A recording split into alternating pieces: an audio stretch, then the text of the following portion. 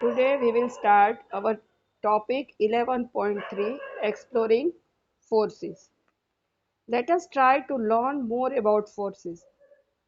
Forces के बारे में यहाँ हम आगे पढ़ रहे हैं, जिसके लिए पहले एक एक्टिविटी है, activity 11.2। Choose heavy objects like table और ए बॉक्स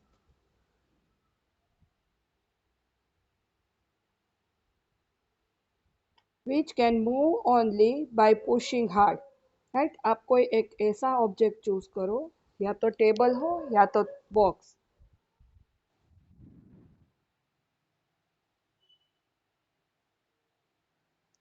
अपने फ्रेंड्स की हेल्प लेनी है और बाद में आप दोनों मिलके सेम डायरेक्शन में, जैसे फिगर ए में 11.4 की फिगर ए में दिखाया है, एक ही सेम ही डायरेक्शन में आप उसे धक्का लगाओगे तो क्या होगा? Is it easier to move it now? तो आप इजीली मूव कर सकते हो। Can you explain why? तो ऐसा क्यों हुआ? राइट, अब दो, एक आप सिर्फ धक्का लगाओ या तो दोनों एक साथ मिलके लगाओ, तो दो मिलके करेंगे तो वो इजीली मूव होगा।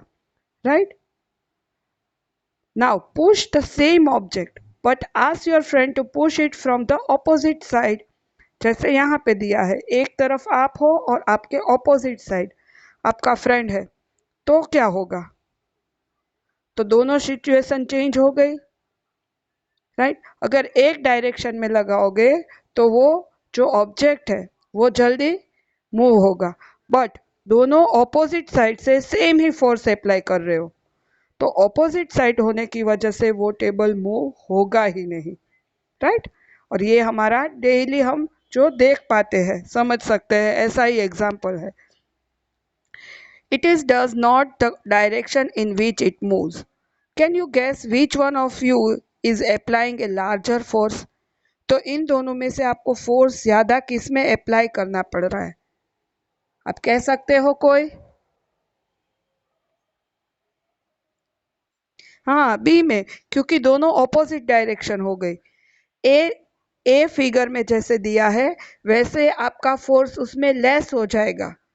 राइट, क्योंकि आपका फ्रेंड्स आपके साथ वो फोर्स अप्लाई कर रहा है तो वो आपका फोर्स हाफ हो गया।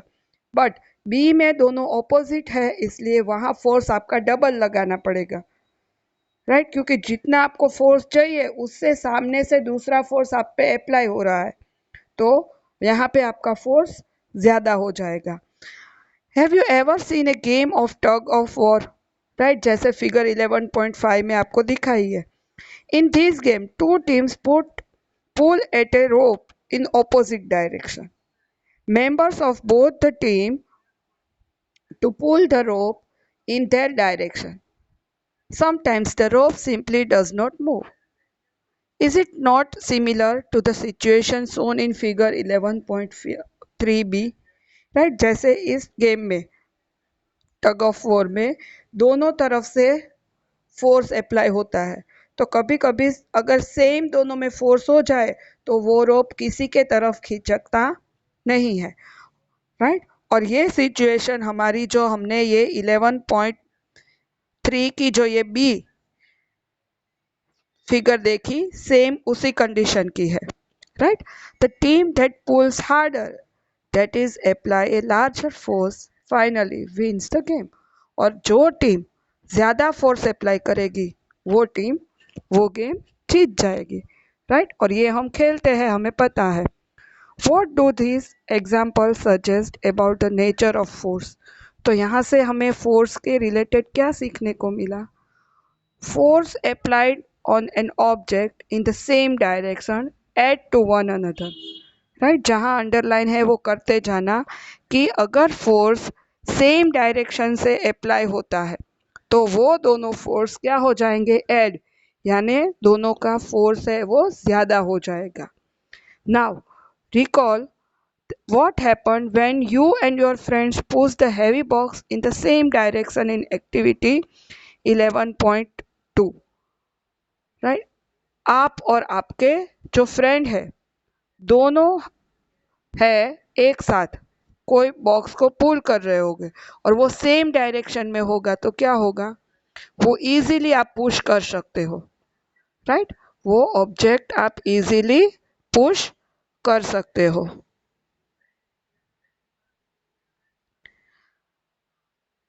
If the two forces act in the opposite direction of an object, the next force acting on it is the difference between the two force।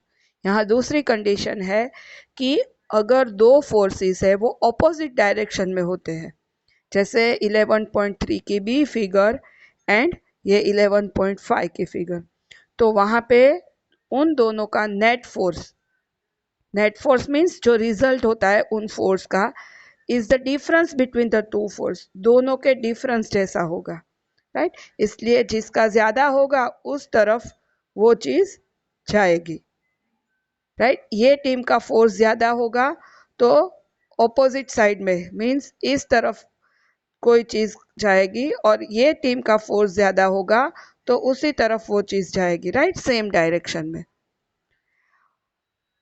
What did you observe in activity 11.2 when both of you were pushing the heavy box from opposite direction? और अगर आप opposite direction में box को पुल कर रहे हो तो क्या होता है, तो यही हमने अभी देखा। Recall that in the tug of war when two teams pull equally hard, the rope does not move in any direction।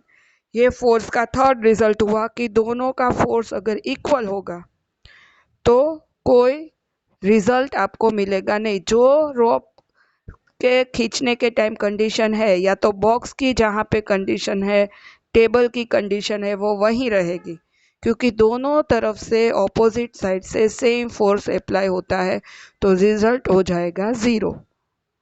Clear? Now so we learn that a force could be larger or smaller than the other, right. Force है वो larger या smaller एक दूसरे से हो सकता है। The strength of a force is usually expressed by its magnitude। ये अंडरलाइन करना, ये आपका मैग्नीट्यूड का क्वेश्चन है। मैग्नीट्यूड कैसे कहते हैं? The strength of a force is usually expressed by its magnitude। We have also to specify the direction in which a force acts। जब हम ये एक्सप्रेस करते हैं तो उसके साथ उसकी डायरेक्शन भी हमें स्पेसिफाई करनी होगी। Also if the direction of the magnitude of the applied force change, its effect also change.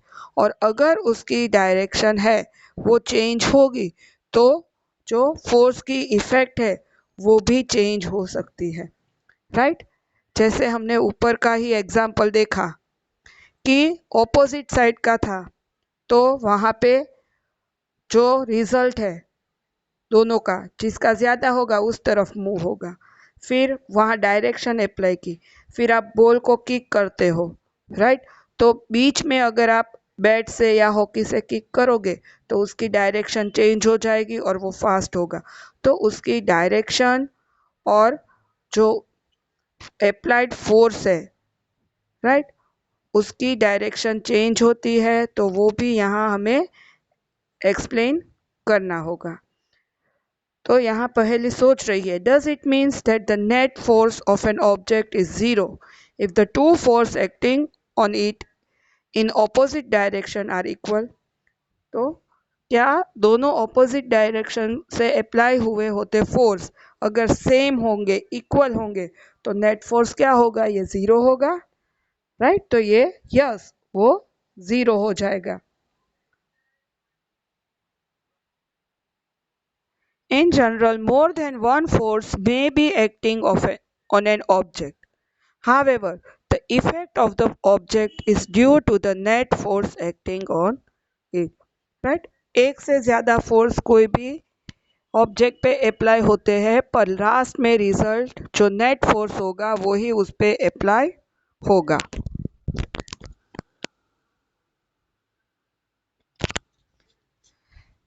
11.4 topic: a force can change the state of motion। Let us now find out what happens when a force act on an object. तो कोई भी force है, right, वो object पे क्या उसकी effect होती है। यहाँ पे 11.3 एक्टिविटी में आपको दिखाया है, take a rubber ball and place it on a level surface such as a table top or a concrete floor. Now, gently push the ball along the level surface as in figure 11.6 you can show. Does the ball begin to move? अगर floor table के ऊपर या तो नीचे floor में आपने ball रखा होगा और उसे आप थोड़ा पुश करोगे तो वो मूव होगा। Yes, push the ball again while it is still moving, अभी भी वो मूविंग कंडीशन में है, वापस उसे आप थोड़ा पुश करो। Is there any change in its speed? Does it increase or decrease? और वो बॉल अगर मूविंग कंडीशन में है और वापस उस पर आप फोर्स लगाओगे तो उसमें क्या चेंज होगा? तो उसका फोर्स और ज़्यादा बढ़ जाएगा, राइट। आप बॉल भागता हो और उस पर आप वापस किक से, स्टिक से या हाथों से वापस उसे फोर्स अप्लाई करोगे तो उसकी स्पीड है वो क्या होगी? Increase, right. Next, place your palm in front of the moving ball. अब आपका हाथ है, राइट, ये जो बॉल आ रहा है उसके सामने आप रखो। Remove your palm as soon as the moving ball touch it. Does your palm apply a force on the ball? और जैसे आपका हाथ के साथ वो बॉल टच करता है, अपना हाथ निकाल लो, तब जो आपका हैंड्स है वो बॉल पे कोई फोर्स अप्लाई करेगा?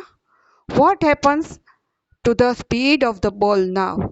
Does it increase or decrease?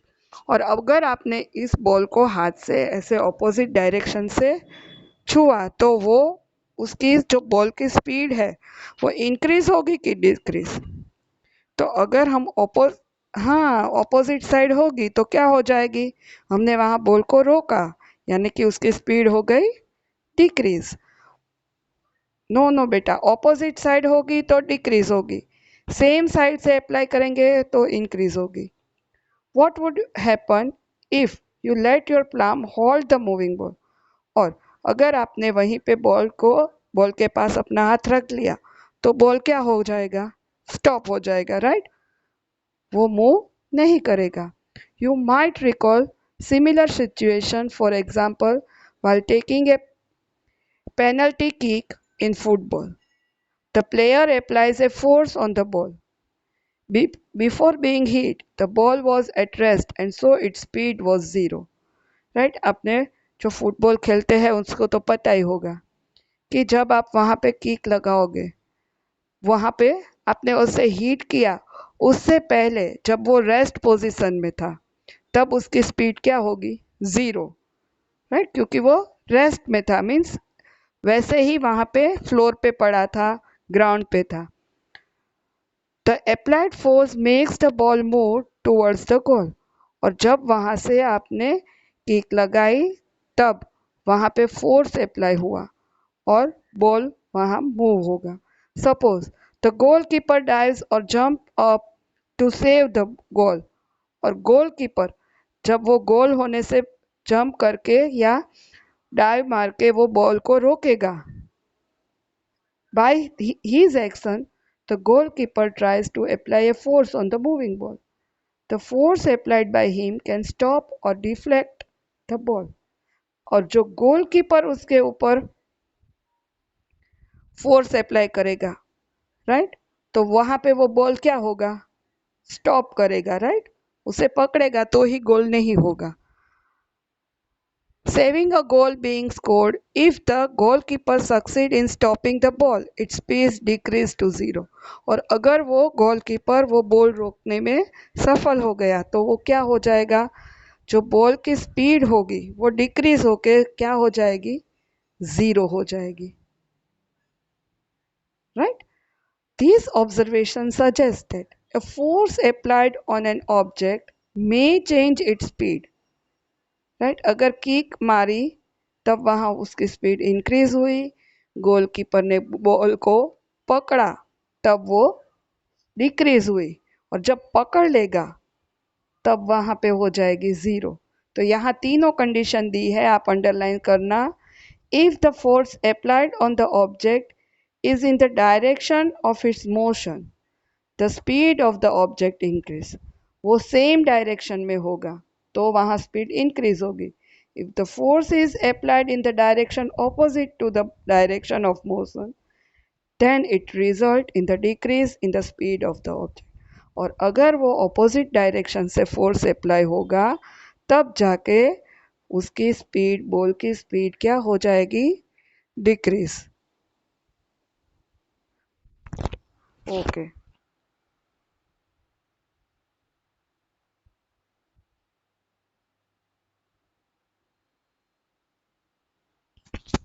Pahel is curious to know whether application of a force can only change the speed of an object।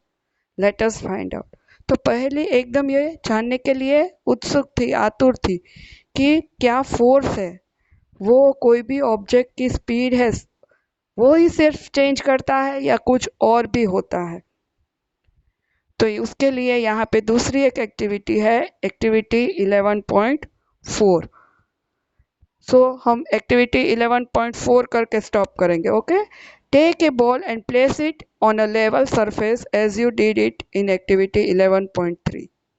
Make the ball move by giving it in a push. Now place the ruler from your geometric box in its path as shown in figure 11.8। अगर आप floor पे ही इस तरह से आप ball रखो, right, उसके बाद उसे आप फोर्स अप्लाई करो, पुश करो, राइट, तो वो बॉल मूव होगा। बॉल मूव होता है तो इस तरह से, समझ में आ गया मैं क्या कह रही हूँ कि ये बॉल को आपने फोर्स अप्लाई किया, वो मूव हो रहा है, वो इस पाथ पे जा रहा है।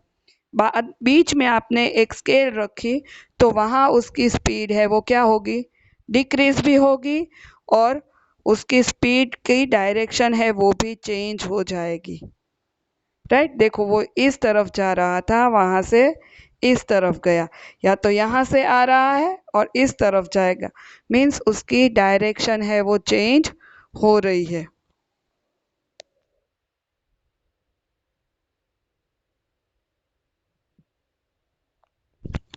देखो यहाँ क्लियरली दिखाई दे रहा है कि इस तरफ से बॉल आ रही है और यहाँ स्केल की वजह से वो उसकी डायरेक्शन चेंज होके इस तरफ वो मूव कर रही है।